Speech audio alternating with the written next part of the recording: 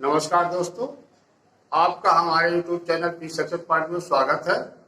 दोस्तों, आज के वीडियो में हम लोग चर्चा करेंगे सामाजिक अधिगम का सिद्धांत या सोशल लर्निंग थ्योरी। इस सिद्धांत के एक एक बिंदुओं पर मैं आपसे चर्चा करूंगा, इसलिए इस वीडियो को लास्ट तक आप देखिएगा।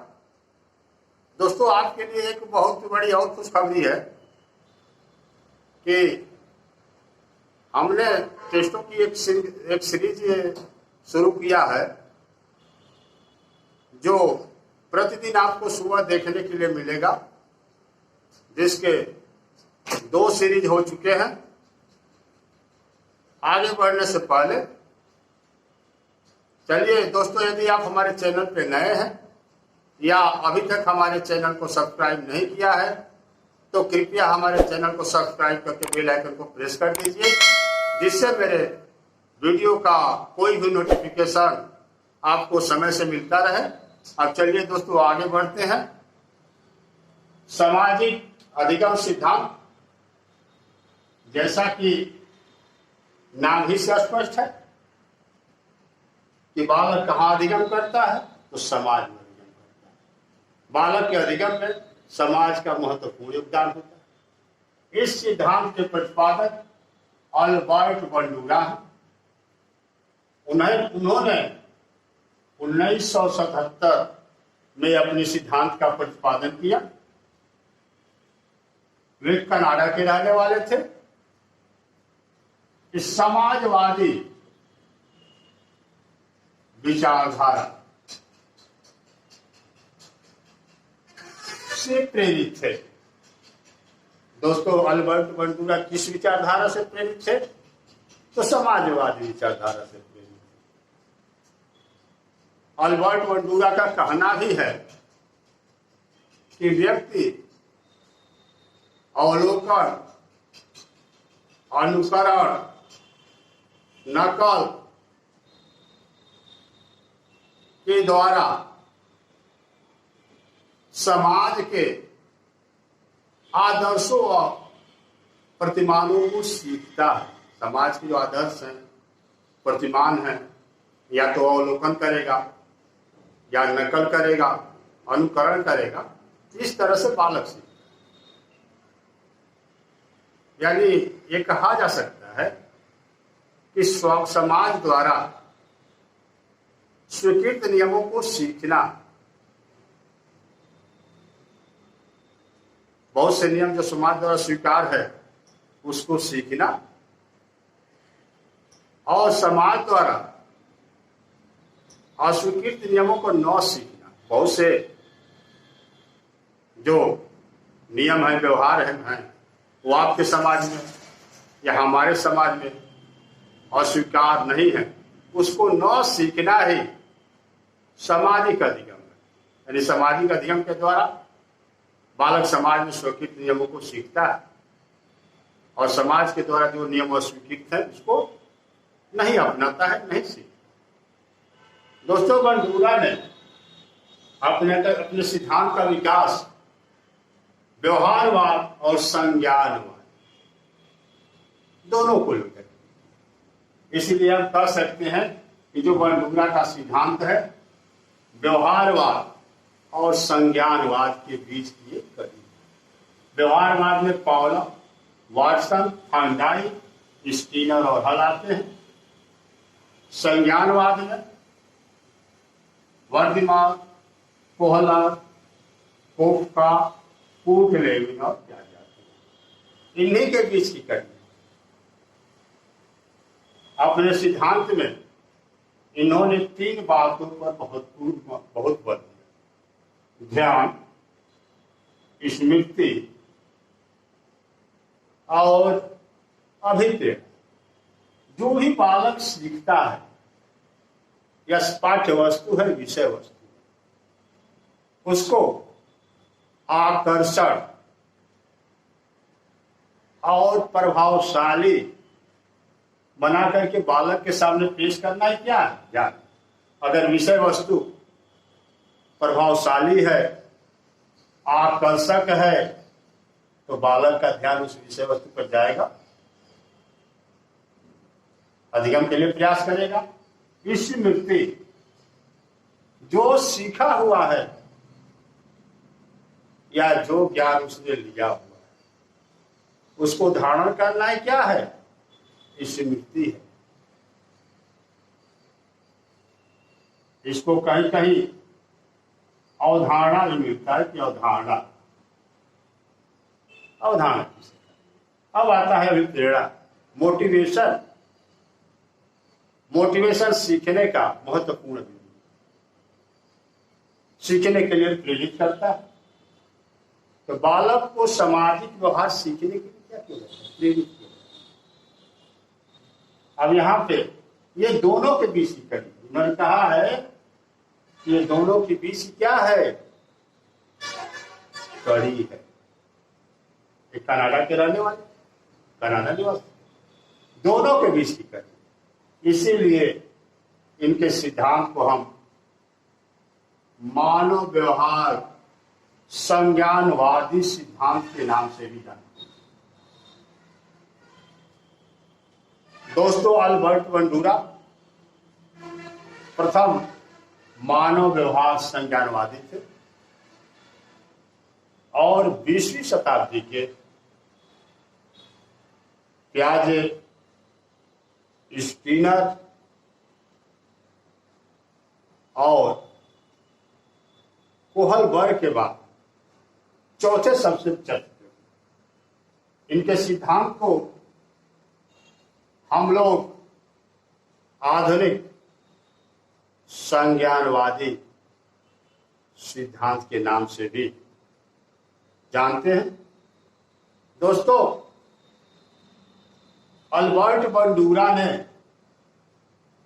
अपने सिद्धांत में सबसे अधिक बल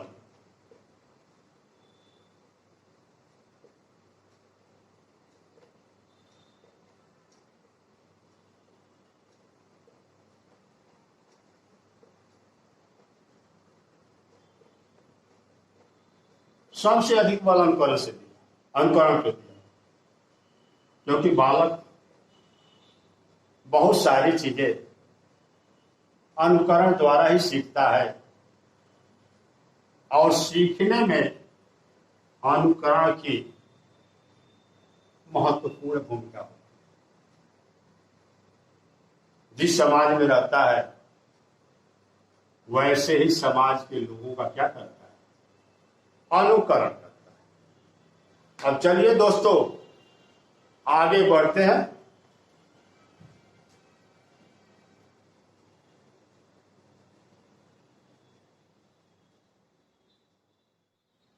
अल्बर्ट बंडूरा ने अपने सिद्धांत में एक शब्द का जिक्र किया है,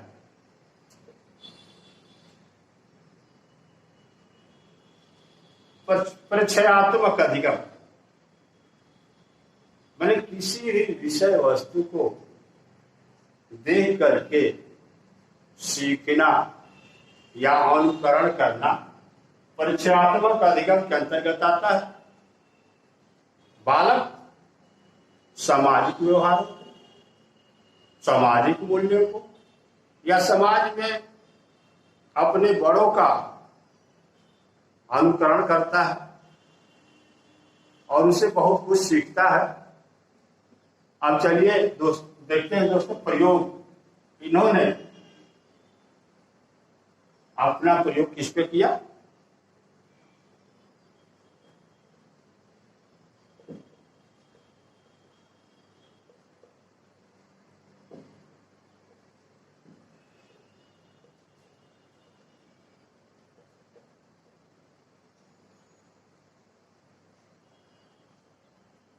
इनका एक प्रयोग है बेगो डाल पे। बेगो डाल पे प्रयोग बहुत ही प्रसिद्ध है। इसके लिए इन्होंने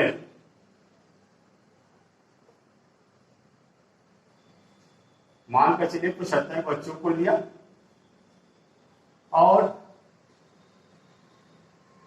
5 मिनट का एक फिल्म दिखाया जो हिंसा से संबंधित था, आक्रामक व्यवहार से संबंधित था। इसी में से एक बालक को इस कमरे में प्रवेश कराया गया जहां पे बहुत सारे गुड्डे और गुड़िया रखे हुए थे। एक बालक फिल्म देखने के बाद इसमें प्रवेश करता है और बालकों को बगल से, साइड से उसके व्यवहार को दिखाया। और जब बालक इसमें प्रवेश किया तो उसका व्यवहार आक्रामक था और सबसे अधिक आक्रामक उस गुड्डे के प्रति था जो सबसे बड़ा था। इसके बाद इन्होंने 3 काम किया। पहला काम किया, जो व्यवहार किया था उसको पुरस्कार और प्रशंसा।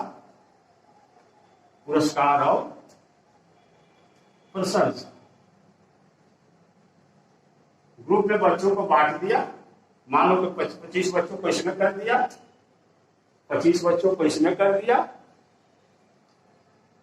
दूसरे में इन्होंने उसकी निंदा किया था, निंदा वाले बच्चे निंदा किया था।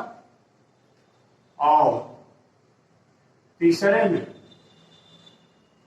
न पुरस्कार और न निंदा, न तो पुरस्कार दिया गया था और न ही निंदा। तो बच्चों ने देखा एक ग्रुप में जब एक बालक प्रवेश करता है जो गुड्डों के साथ, बेबो डाल के साथ आक्रामक व्यवहार, उसको पुरस्कार किया जाता है, प्रशंसा किया जाता है। फिर दूसरे ग्रुप में जहां पे बालक हैं उसमें निंदा किया जाता है। और तीसरे में न पुरस्कार दिया जाता है और न निंदा। अब फिर इन सारे बच्चों को फिर प्रवेश करा। तो इसमें देखा गया कि जिन बच्चों ने उसकी प्रशंसा सुना था, उसको पुरस्कार देते हुए देखा था, उसका व्यवहार आक्रामक था। और जिन बच्चों ने, जो बच्चा बेबू डाल के साथ आक्रामक व्यवहार किया था, उसके साथ निंदा की गई, उसके व्यवहार की निंदा की गई, तो उसका पूरे बच्चे कम आक्रामक थे। और जिनके तीसरे ग्रुप, जिनको न प्रशंसा की गई थी न निंदा की गई थी, तो ये शांत थे। जिसको जैसे समझ में आया, इसे कोई आक्रामक व्यवहार कर रहा था तो कोई शांत था। तो इसी तरह से बच्चे क्या होते, बच्चों को समझ नहीं होती कि क्या व्यवहार, इससे निष्कर्ष निकलता है कि बच्चों को समझ नहीं होती कि क्या व्यवहार अच्छा है, क्या व्यवहार खराब है। वे नवकरण द्वारा व्यवहारों को, इसीलिए बड़ों को या शिक्षक को बच्चों के सामने आदर्श व्यवहार, क्योंकि बच्चों की जो स्थिति है मस्तिष्क स्थिति कुम्हार के कच्चे घड़े के समान, उसको जैसा चाहे वैसा आकार दिया जा सकता है। अब चलिए दोस्तों, ये जानते हैं इसको, या इस सिद्धांत को किन किन नामों से जाना जाता है।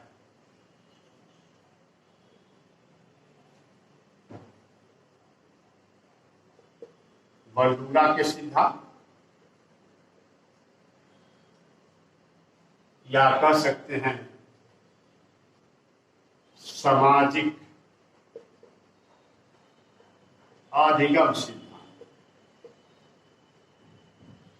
सामाजिक अधिगम सिद्धांत वो किन किन नामों से जाना जाता है? पहला, वो यह अवलोकन पर आधारित, इसीलिए इसे हम अवलोकन का सिद्धांत भी करते हैं। बालक अवलोकन करता है, अनुकरण करता है। दूसरा, अनुकरण करता है, अनुकरण द्वारा सीखता है, इसीलिए अनुकरण अधिगम का सिद्धांत भी से हम करते हैं। क्योंकि हमने आपसे जिक्र किया था कि अल्बर्ट बंडूरा ने सबसे अधिक अनुकरण पर ही बल दिया है। तीसरा है देख कर किसी प्रेक्षण करता है, इसीलिए इसे आप प्रेक्षणात्मक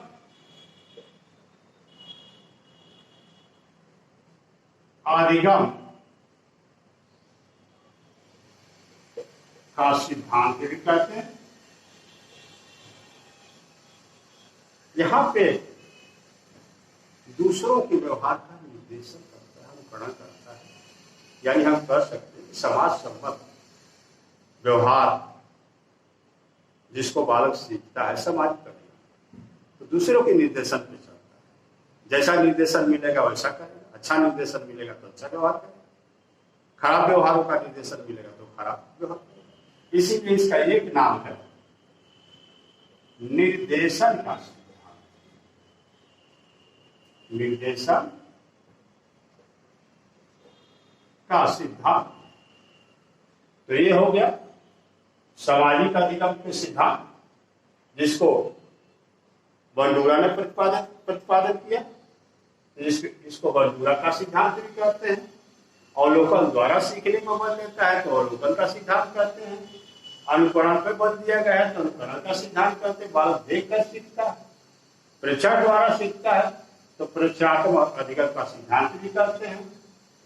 निर्देशन द्वारा सीखता है तो निर्देशन का सिद्धांत कहते हैं।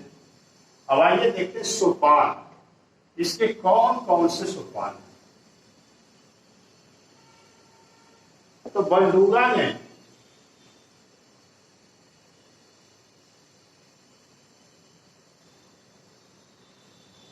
चार सोपानों का जिक्र किया है। कभी कभी पूछ देता है कि निम्न में से पहला कौन सा बंडूरा के सामाजिक अधिगम का सोपान नहीं? तो पहला हो गया सोपान ध्यान। इसका नाम कहीं कहीं अवधान भी मिलेगा, इसे आप याद रखिएगा। दूसरा है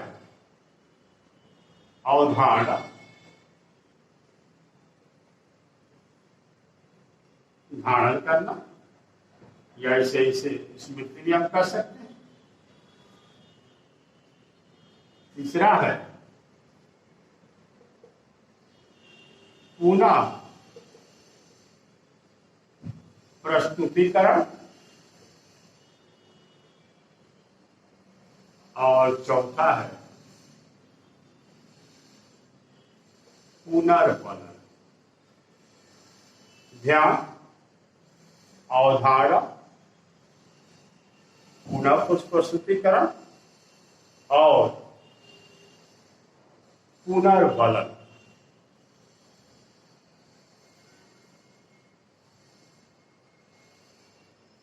तो यहां पे हो गया ध्यान। तो पाठ्य वस्तु या जिसे बालों को सिखाना है उसे आकर्षक तरीके से या प्रभावशाली तरीके से बालक के सामने पेश करना है क्या है? ज्ञान। अगर पाठ्य वस्तु या अधिगम वस्तु को आकर्षक और प्रभावशाली तरीके से पेश किया जाएगा तो अवश्य ही बालक उस पर ध्यान देगा। दूसरी बात है अवधारणा। तो अवधारणा क्या? तो सीखी हुई बात, जो बात बालक सीखा हुआ है उसको धारण करना या प्रस्तुत की गई विषय वस्तु को धारण करना है अवधारणा।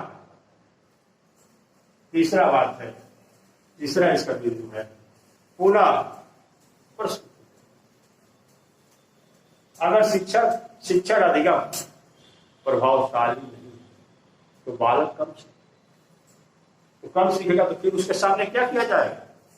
फिर पुनः उस वस्तु को प्रस्तुत किया जाएगा, उसको प्रभावशाली बनाया जाएगा। प्रभावशाली कैसे बनाया जाएगा? तो चित्र के माध्यम से, चार्ट बना करके, चार्ट के माध्यम से, फिल्म के माध्यम से विषय वस्तु को क्या किया जाएगा? प्रभावशाली। और इस तरह से बालक सीखे। चौथा है पुनर्बलक। अगर बालक पुनः प्रस्तुतिकरण के बाद सीख लेता है, अच्छा फीडबैक मिलता, तो बालक की प्रशंसा करनी चाहिए। प्रशंसा करने से क्या होगा? उसको पुनर्बल, आत्मबल मिलेगा। तो ये हो गए बंडूरा के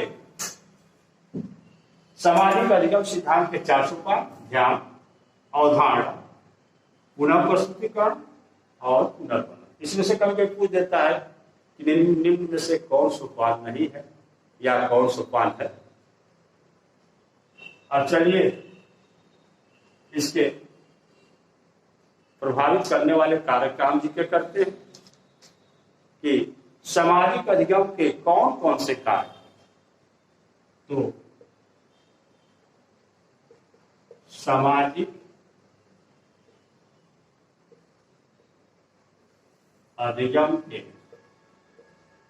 कारक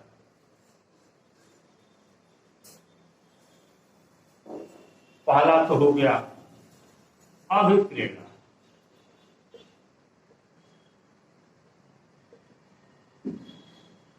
अभिप्रेरणा जरूरी है क्योंकि अभिप्रेरणा सीखने का राजमार्ग है। दूसरा हो गया स्वनियंत्रण। बालक अपने आप पर नियंत्रण करेगा।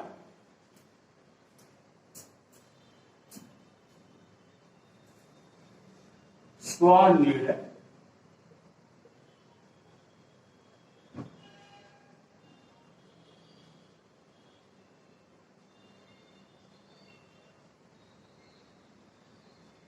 स्वविवेक,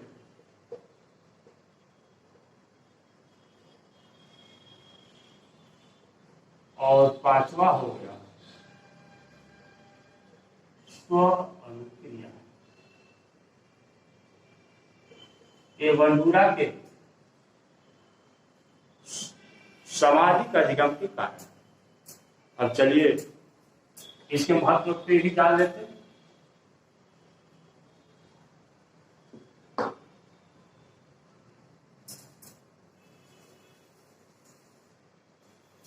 योग करिए शैक्षिक महत्व, शिक्षा में इसका क्या महत्व। तो इसके द्वारा देखिए इसका महत्वपूर्ण विचार। देखो मनुष्य एक सामाजिक प्राणी है, समाज में ही रहता है और समाज के क्रियाकलापों द्वारा प्रभावित होता है। उसी के लेकर के बंडूरा ने सामाजिक अधिगम का सिद्धांत दिया। तो इसके द्वारा इस सिद्धांत का महत्व यह है, इसके द्वारा बालक के व्यवहारों को निर्देशित किया जा सकता है। बालक के व्यवहारों को निर्देशित किया जा सकता है। बालक में मनोवांछित गुणों का विकास किया जा सकता है। जैसे बालक में गुण बढ़ना चाहे तो अच्छे गुणों का विकास किया जा सकता है, ये भी महत्व है। इस सिद्धांत का जो प्रमुख आधार है वो अनुकरण, क्योंकि अनुकरण द्वारा बालक सबसे अधिक सीखता है। इसीलिए एक मनोवैज्ञानिक हुआ करते थे गेसेट, जर्सीड और हरलार, इन्होंने कहा है कि शैशवावस्था में बालक इतना अधिक सीखता है कि उसका आधा भी बाद की 2 अवस्थाओं में नहीं सीखता। अब चूंकि इसके द्वारा ये सिद्धांत ये बात करता है कि बच्चों के सामने अच्छी मॉडल प्रस्तुत करने चाहिए। अच्छा मॉडल तो प्रस्तुत किया जाएगा तो अच्छा व्यवहार करेंगे। तो इसीलिए इसका एक और नाम है मॉडलिंग अधिगम का सिद्धांत। इसका भी कहीं कहीं जिक्र होता है। और एक बात और मैं आपसे बता देना चाहता हूं कि बालक के व्यक्तित्व के निर्माण में सामाजिक अधिगम सिद्धांत का बहुत ही महत्वपूर्ण योगदान है। स्थान योगदान, क्योंकि मनुष्य एक सामाजिक प्राणी। दोस्तों, आज के वीडियो में बस इतना ही। अगर हमारा ये वीडियो अच्छा लगा हो तो इसे लाइक कीजिए, अधिक से अधिक शेयर कीजिए और हमारे चैनल को सब्सक्राइब कीजिए। धन्यवाद। जय हिंद, जय भारत।